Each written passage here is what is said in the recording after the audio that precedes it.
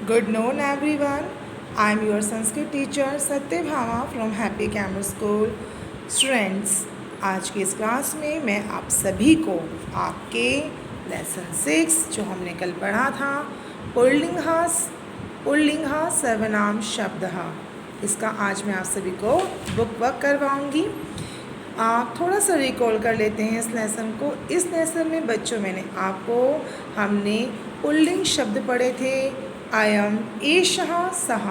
हमने इन तीनों ही पुल्लिंग शब्दों को उनके तीनों वचनों में पढ़ा था, ठीक है, जिसमें हमने तीनों में किए गए सवाल जैसे कि कहा है तो उसमें भी हमने इसके अनुसार वचन लगाए थे, क्योंकि लिंग और वचन के अनुसार सर्वनाम शब्दों के रूप बदल जाते हैं, ठीक है।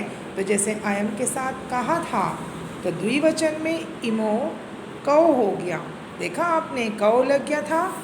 और बहुवचन में हमने के का प्रयोग किया था, यानी कि एक वचन में कहा, द्विवचन में कौ और बहुवचन में के, ठीक है। तो इस तरीके से हमने इन्हें पढ़ा था।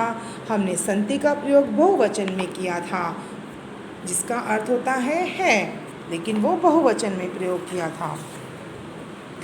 वहीं आप देख सकते हैं स्तः, जिसका अर्थ होता है लेकिन वो द्विवचन के साथ आता है। उसके बाद है अस्ति, यानी कि है, जिसका अर्थ होता है लेकिन अस्ति एक वचन के साथ आता है। तो इस तरीके से आप सभी ने तीनों वचन पढ़े थे। तो अब हम बढ़ते हैं इसके बुक वर्क की ओर। क्लास देखिए, हमारा जो फर्स्ट क्वेश्चन है, उचित विकल्प चिन्ह प्रदर्शित, यानी कि सही विकल्प पर आपको राइट का निशान लगाना, यानी कि tick the correct option.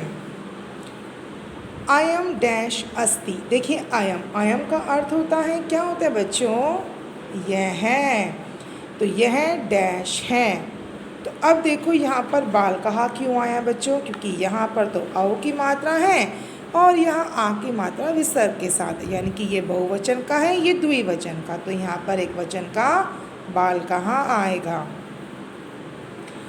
इमौ dash स्तः, अब यहाँ जो इमौ आया है वो है द्विवचन का, यानी कि ये दो डैश हैं, तो क्या आएगा यहाँ पर, तो यहाँ पर इसका जवाब द्विवचन का होगा, क्योंकि जब यहाँ पर सर्वनाम शब्द ही द्विवचन का आया है तो फिर यहाँ पर जो जिसके लिए इस्तेमाल किया गया है ये द्विवचन, तो वो भी द्विवचन का होगा ना। तो यहाँ पर क्या आएगा, बालकौ, क्योंकि आप देख सकते हैं खगहा एक वचन है और बालकहा भी एक वचन है। अब मैं बात करती हूँ हमारे थर्ड की, तो तौ डैश स्तः, तो तौ भी यानी कि द्विवचन का आया, यानी कि वे दो। तो अब यहाँ पर क्या आएगा, सैनिकः एक वचन हो गया, द्विवचन सैनिकौ, बहुवचन सैनिकः, तो यानी क्या आएगा बच्चों यहाँ पर, द्विवचन का सैनिकौ, यानी कि वे दो सैनिक हैं। अब देखिए रिक्त स्थानानि पूर्यत, यानी कि अब हमें खाली स्थानों को पूर्ण करना है। तो यहाँ पर अयम दिया गया है, फिर डैश है, फिर क्वेश्चन चिन्ह है, फिर डैश, उसके बाद है बालकः अस्ति। तो यहाँ पर एक चित्र है जिसमें एक लड़का खड़ा है, एक लड़की है जिसके हाथ पर एक तोता बैठा हुआ, यानी कि, और तोते को हम संस्कृत में क्या कहते हैं, शुकः, ठीक है। तो देखिए अयम आया, तो यानी कि ये एक वचन का, तो इसलिए यहाँ पर क्या आएगा, कः अस्ति, यानी कि यह कौन है। तो जवाब आया अयम बालकः अस्ति, यह बालक है। एषः कः, यानी कि यह कौन है। एषः शुकः, यह कौन है, यह तोता है। तो आप देख सकते हैं पहले में कः अस्ति, फिर अयम आएगा और फिर दूसरे खाली स्थान में एषः आएगा।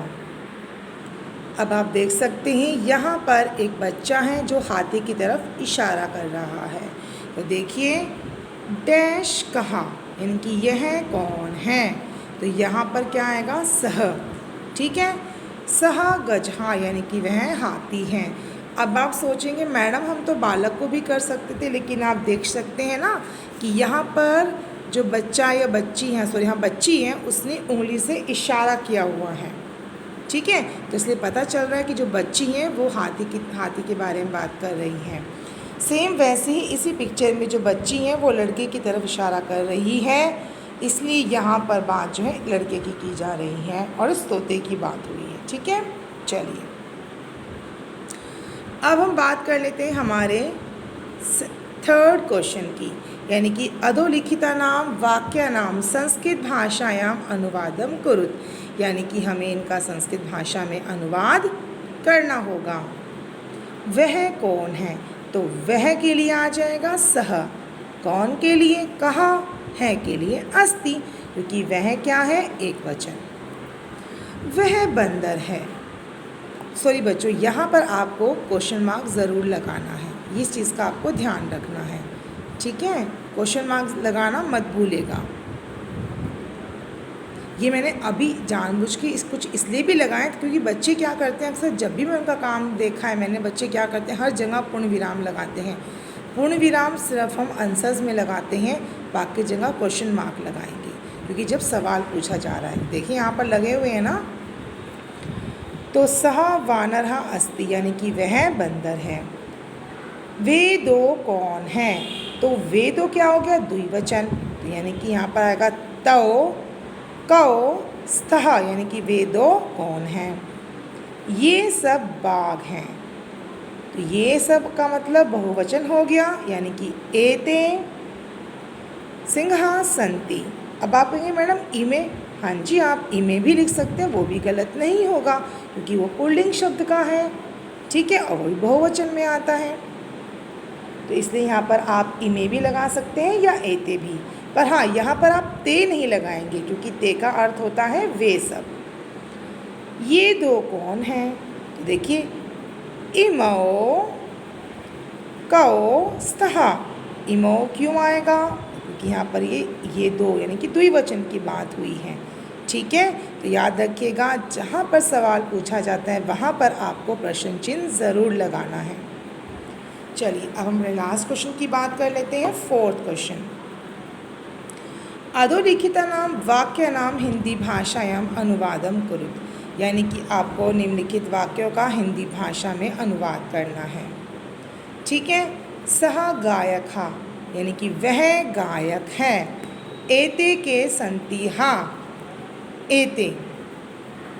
ठीक है, तो यहाँ पर लिखा है ये दो कौन हैं, कुछ माइंड में स्टक हुआ, कुछ लगा इस वाक्य में गलत है बच्चों, कुछ लगा आपको, पता नहीं आपको नहीं लगा, लेकिन मैं बताना चाहती हूँ इसमें क्या मिस्टेक है। देखिए एते के संति, एते, एते शब्द क्या है बच्चों, बहुवचन का, जिसका अर्थ क्या होता है, ये सब। अगर कभी आप इसको भी भूल जाएं तो आपको ये तो याद है, एक ही मात्रा जब आती है पुल्लिंग में तो वो बहुवचन होती, इसलिए यहाँ पर क्या आएगा, ये सब। ठीक है, ये सब क्या है, ये सब कौन है, ये सब कौन है।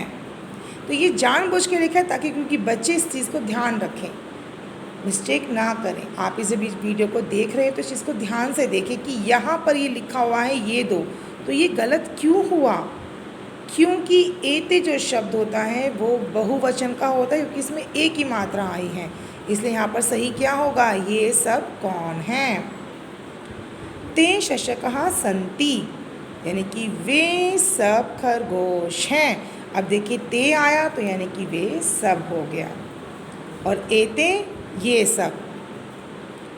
इमौ बालकौ स्तः, यानी कि ये दो बालक हैं। एषा कूर्मः अस्ति, यानी कि यह कच्छप या कछुआ है। ठीक है बच्चों, देखिए अब आपके लिए मैंने कच्छप भी लिखा और कछुआ भी, याद रखिएगा। संस्कृत भाषा में कई बार कूर्मः प्रयोग किया जाता है, कई बार कच्छप भी लिखा जाता है, कच्छपः भी आता है। ठीक है, तो अगर आप कच्छप लिखते हैं या कछुआ, दोनों ही आपके लिए ठीक होंगे। अब क्लास टर्न आती है कि आपको काम करना कैसे है। तो third and fourth question all students will do their Sanskrit notebook. Okay, आप सभी को संस्कृत नोटबुक में करना है। और क्वेश्चन नंबर 1, 2 आप सभी बच्चों को ये अपनी संस्कृत की बुक में ही फिल करना है। तो क्लास आज के लिए इतना ही। Thank you.